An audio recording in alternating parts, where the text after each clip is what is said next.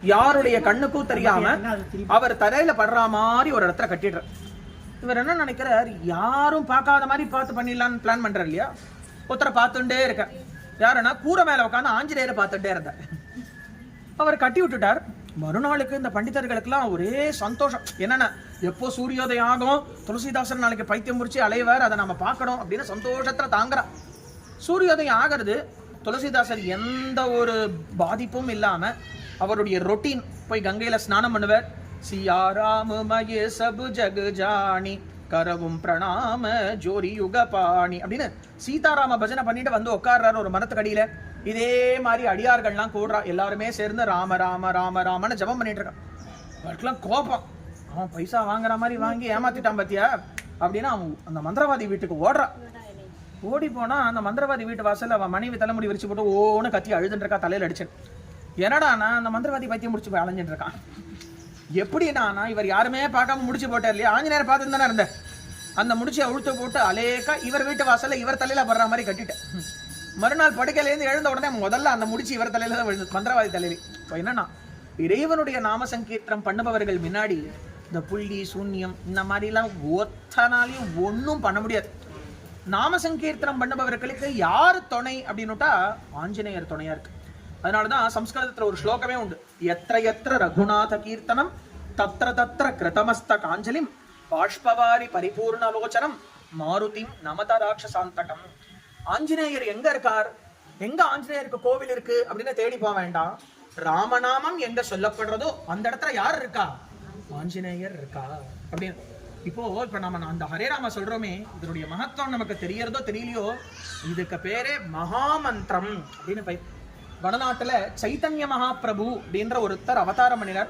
சாட்சாத் கண்ணபிரானுடையவே ஒரு அம்சம், கண்ணனே தான். கண்ணனே சைத்தன்யராக அவதாரம் பண்றார். லோகம் முழுக்காக இந்த மகாமந்திரத்தை பிரச்சாரம் பண்ணிட்டே வந்தார். இதற்கு மகாமந்திரம்னு பேர். இப்ப நாம இருக்கக்கூடிய யுகத்துக்கு என்ன யுகம்னு பேரு, கலியுகம்.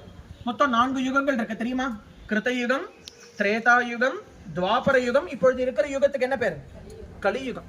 இந்த கலியுகத்துல இறைவனை நாம நேராக பார்க்க முடியுமா என்றால் முடியும். இதற்கு என்ன துணை அப்படின்னு, நீ கண்ண மூடி உட்காரு, யாகம் பண்ணு, இதெல்லாம் நடக்காது. ஆனா உட்கார்ந்த இடத்துல இறைவனுடைய பெயரை சொல்லிண்டே இருந்தோமானால் நம்மளுடைய எல்லா விதமான வினையும் மாறும். இருந்த இடத்தில் இருந்தபடியே வருவினை மாற்றிடும் அப்படின்னு அடியனுடைய குருநாதர் மகாரண்யம் சிஷ்ய முரளிதர சுவாமிஜி சொல்லுவார். பகவானுடைய சாநித்தியத்துல நாம ஒரு இடத்துல கொண்டு வரணும் அப்படின்னா இறைவனுடைய நாமசங்கீர்த்தனம் நடந்துட்டே இருந்தா போதும், அந்த இடத்துல இறைவனுடைய சாநித்தியம் தானாக வந்துவிடும். முதல்ல நமக்கு என்ன தேவைன்னா, இறைவனுடைய நாமத்தில் நம்பிக்கை தேவை. நம்ம தமிழ்நாட்டுக்கு என்ன பெருமை தெரியுமா, ஆழ்வார்களும் நாயன்மார்களும் எங்க அவதாரம் பண்ணான்னா நம்ம தமிழ்நாட்டுலதான் அவதாரம் பண்றோம். நீங்க எல்லா ஆழ்வார்களுடைய சரித்திரத்தை எடுத்து பாருங்க, நாயன்மார்களுடைய சரித்திரத்தை எடுத்து பாருங்க. யார் ஒத்தராவது யோகம் பண்ணு தபசு பண்ணுன்னு காண்பிக்கிறாள, ஒத்தர் கூட சொல்லல. எல்லாரும் ஒரே மனதா ஒரே வார்த்தையை தான் சொல்றா, பாடீர் பாடீர் பாடீர். சிவனுடைய பக்தர்கள் அப்படின்னு நீங்க எடுத்து பார்த்தீங்கன்னா அவளும் என்ன சொல்றா, நற்றுணையாவது நாதன் நாமம் நமச்சிவாயவே அவளும் சொல்லுவா. ஆழ்வார்கள்லாம் எடுத்து பார்த்தேன் அப்படின்னுட்டா பெருமானுடைய பாட்டை தான் பாடுறா. ஆழ்வார்கள்லயே தனித்த பெருமை ஒத்தி கொண்டு யாருக்கு, ஆண்டாளுக்கு. மொத்தம் 12 ஆழ்வார்கள். அந்த 12 ஆழ்வார்கள் கோஷ்டிலையும் ஆண்டாள் இருப்பா. அதே ஆண்டால நீங்க கோவில் ஆழ்வார்கள் எல்லாம் சேவிச்சுட்டு உள்ள போகும் பொழுது பெருமாள் பக்கத்துல தாயாரா இருக்கிறதும் யாரு, ஆண்டாள் தான்.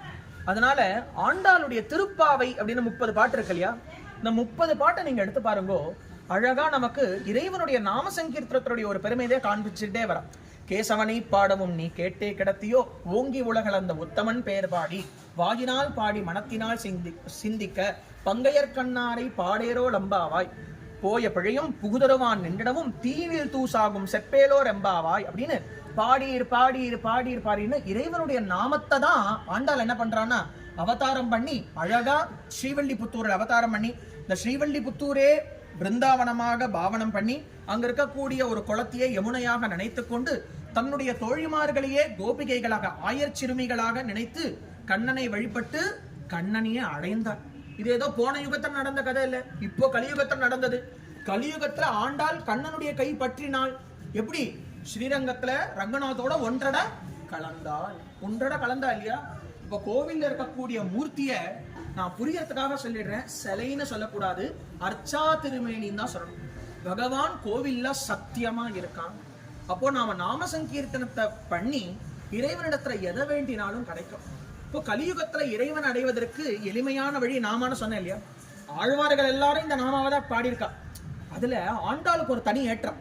இப்போ தாயாராவும் பெருமாள் பக்கத்துல யார் இருக்கா? ஆண்டாள் தானே. இப்போ ஆண்டாள் ஒரு மெசேஜை நமக்கு காண்பிக்கிறா, நான் இந்த பாதையை போட்டு கொடுத்தது நான் தான், நீ கண்ணை மூடிண்டு நான் போட்டு கொடுத்த பாதையில வா, நான் என்னுடைய இலக்கை தான் அடைவேனான்னு நீ வருத்தப்படாத, பாதையை போட்டு கொடுத்த நான் தான் பெருமாள் பக்கத்துல இருப்பேன், நான் உனக்கு சிபாரிசு பண்ண தயாரா இருக்கேன், நீ நாமம் சொல்லி இறைவனை அடைய வந்தையானால் நான் சிபாரிசு பண்ணுவேன், இவன் நாமான்னு சொன்ன குழந்தை இவனுக்கு நீ அனுகிரகம் பண்ணு அப்படின்னு நான் சிபாரிசு பண்ணுவேன்னு ஆண்டாள் காண்பிக்கிறான். அதனால இறைவனுடைய நாமம் மிகவும் பாக்கியம். நமக்கெல்லாம் வாயில வந்திருக்கே, போதேந்திர சரஸ்வதினு சொன்னேன் இல்லையா, இங்கதான் அவர் நாம சித்தாந்தம்னு பண்ணினது அவர் தான். நீங்க வேணா போய் பாருங்க, காஞ்சி காமகோட்டி பீடத்துல 59வது பீட்டாதிபதி நம்ம ஆடுதுறை இருக்கு தெரியுமா, கோவிந்தபுரம்னு ஊர் இருக்கு தெரியுமா, அந்த கோவிந்தபுரத்துல காவேரி கரையை ஒட்டி தான் அவருடைய அதிஷ்டானம் இருக்கு. அவர் தான் இந்த ராமநாமத்தினுடைய மகிமையை உலகம் முழுக்க பிரச்சாரப்படுத்தினார். அவர் ஒரு கேள்வி பதில், அவர் ஒரு கிரந்தம் எழுதியிருக்கார், நாமம் சொன்னால் புண்ணியம் வருமா அப்படின்னு ஒரு கேள்வி கேட்கிறார். வருமா? வருமா? நாமம் சொன்னா புண்ணியமா இல்லையா அப்படின்னு பதில் சொல்லிட்டு அது ரொம்ப சப்புன்னு ஆயிடும். அவர் சொல்றார், புண்ணியம் செய்திருந்தாலே ஒழிய உன் வாக்கில் நாமமானது வராதுன்ற. நாம அப்ப அவ்வளவு புண்ணியம் பண்ணிருக்கோம், நம்மளுடைய வாக்குல ராமா அப்படின்ற நாமம் வருது, கிருஷ்ணா அப்படின்ற நாமம் வருது. அதனால இப்ப நீங்க கையில வச்சுட்டு இருக்கலே இந்த நாம ஹரே ராமான்றது நான் சேலஞ்ச் பண்ணி சொல்றேன், நீங்க சவாலா இந்த நாமத்தை சொல்லி பெருமாளை வேண்டுங்க. நம்ம பொதுவா என்ன தெரியுமா, நம்மளுடைய மனித இயல்பு, நம்ம சுகமா இருக்கும் பொழுது இறைவனை மறந்து போயிடுவோம், எப்ப கஷ்டம் வருதோ அப்பதான் பகவானுடைய நாமம் வருது இல்லையா. ஆழ்வார் எந்த அளவுக்கு இறங்கி நமக்கு உபதேசம் பண்றான்னா, திருமங்கை மன்னன் இருக்காரு இல்லையா, திருமங்கை ஆழ்வார் கேள்விப்பட்டிருக்கீங்களா? இந்த திருமங்கை ஆழ்வார் தான் சீர்காழி பக்கத்துல திருவாளி திருநகரின் அப்படின்ற ஒரு ஊர் இருக்கு, அந்த இடத்துலதான் ஆழ்வாருடைய சன்னதி இருக்கு, நீங்க போய் பார்க்கலாம்.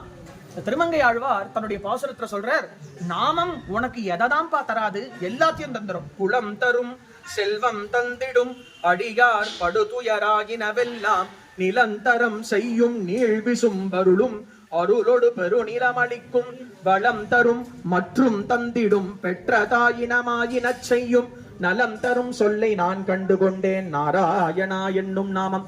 இந்த நாமம் உனக்கு குலத்தை தரும், செல்வத்தை தந்திடும், உன்னுடைய எல்லா விதமான துயரத்தையும் நீக்கிடும், உன்னை இந்த நாமம் ஒரு உயரமாகிய அந்த மோட்சத்தையும், இந்த அறம் பொருள் இன்பம் வீடுன்ற இந்த 4 விதமான விஷயத்தையும் இந்த நாமம் உனக்கு தந்தருளிடும் அப்படின்னு ஆழ்வார் காட்டுற.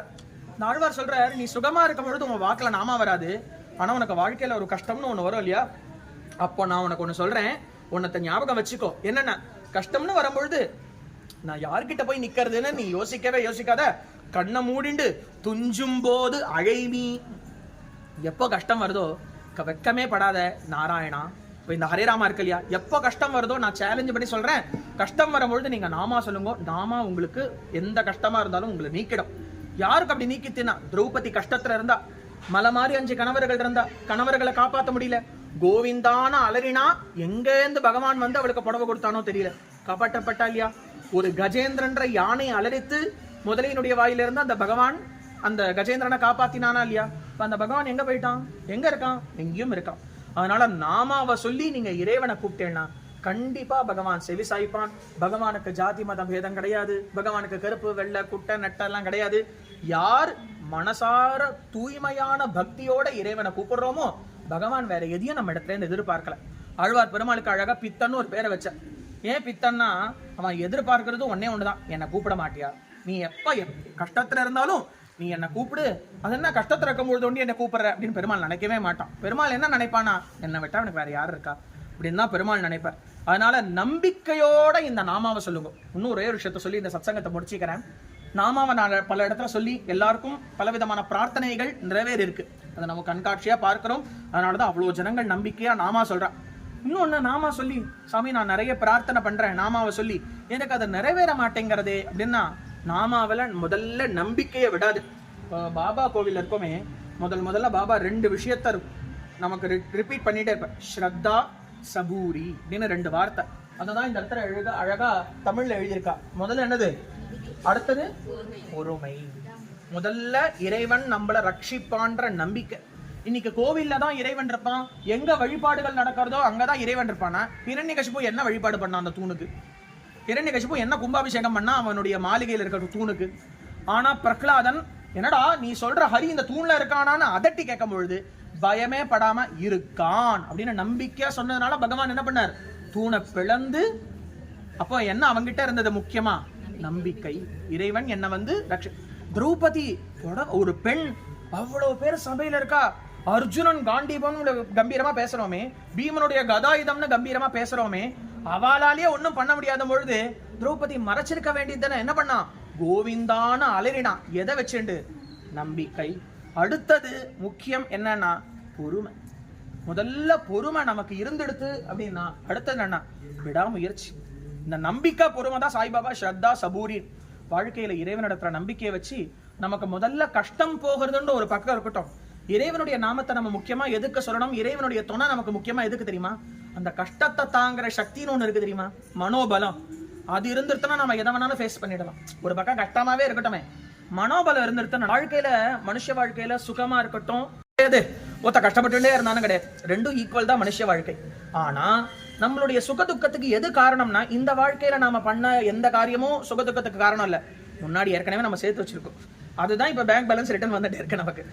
புரியுறதா? அந்த பிக்ஸடோடைய அந்த என்ன சொல்லுவா அதுக்கு இன்ட்ரெஸ்டா, அதுதான் போன பிறவியில நம்ம சேர்த்து வச்ச கர்மா தான் இப்ப நம்ம அதை அனுபவிச்சுட்டே போறோம். அதனால அனுபவிக்கிறது ஒரு பக்கம் அனுபவிச்சுன்னு போயிடலாம், அல்லது இதுல இருந்து நம்மளை காப்பாத்துறதுக்கு இறை நாமத்தை கொண்டு நம்ம விதியையும் ஜெயித்து விடலாம். அதனால நம்பிக்கையோட நம்ம நாம சங்கீர்த்தனம் பண்ணுவோம். நாம சங்கீர்த்தனம் பண்றவா எதுக்கும் பயப்பட வேண்டாம். முக்கியமா அவ பின்னாடி யார் இருந்துட்டே இருக்கா? ஆஞ்சநேயர். அதுதான் முதல்ல துளசிதாசருடைய சரித்திரம் சொன்னேன். எதற்கும் பயப்பட வேண்டாம். நம்ம எவ்வளவோ பிரார்த்தனையோட வந்திருப்போம். எல்லா பிரார்த்தனையும் இவரும் பாபாவும் ராமநாமத்தை தான் பிரச்சாரம் பண்ணலாம். அவருடைய சபையில எப்பொழுதுமே சீதாராம மந்திரம் தான் ஜபம் ஆயிட்டிருக்கோம். வேற நீங்க சரித்திரத்தை எடுத்து பாருங்கோ. அதனால இந்த இடத்துல இப்பொழுது நாம் எல்லாரும் சேர்ந்து என்ன பிரார்த்தனையோ, நாம தனியா பிரார்த்தனை பண்ண வேண்டாம். நம்ம உள்ளத்துல என்ன பிரார்த்தனை இருக்குன்னு அவளுக்கு தெரியும் இல்லையா? நாம சொல்ல வேண்டியது நம்ம கடமை, நமக்காக பிரார்த்தனை பண்ண வேண்டியது நாமத்தினுடைய கடமை, இல்லாட்டி பாபாவோட கடமை. ஆனா எல்லாரும் நாமா சொல்லுவோம். ஹரே ராம ராம ராம ஹரே ஹரே,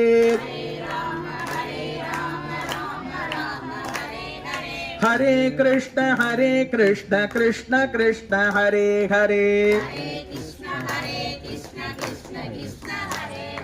ஹரே ராம ராம ராம ஹரே ஹரே,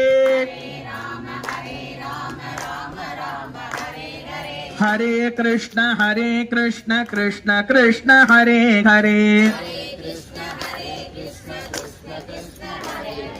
ஹரே ராம ராம ராம ஹரே ஹரே,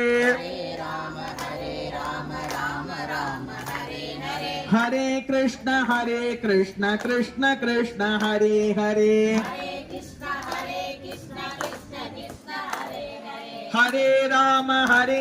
ஹரே ராம ராம ராம ஹரே ஹரே, ஹரே கிருஷ்ண